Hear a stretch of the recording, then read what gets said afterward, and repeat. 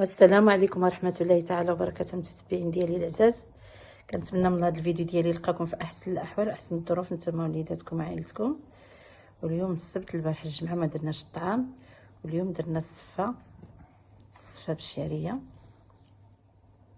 هانتوما كما كتشوفوا متتبعين، ها طايبه على حقها وطريقها بالشعريه. هانتي درنا الصفه المدفونه بالدجاج، هانتي الدجاج، وهذه المريقه. هانتوما المريقه عاقده ما شاء الله، وخيركم راه في داركم. متتبعين ديالنا العزاز، كنشاركوا معكم شنو كديروا في النهار ديالنا، وما تنساونيش من اللايك والبارطاج مع العائله والحباب فضلا وليس امرا. واللي ما مابونيش في القناه يتابونا باش يوصلوا كل جديد ديالي.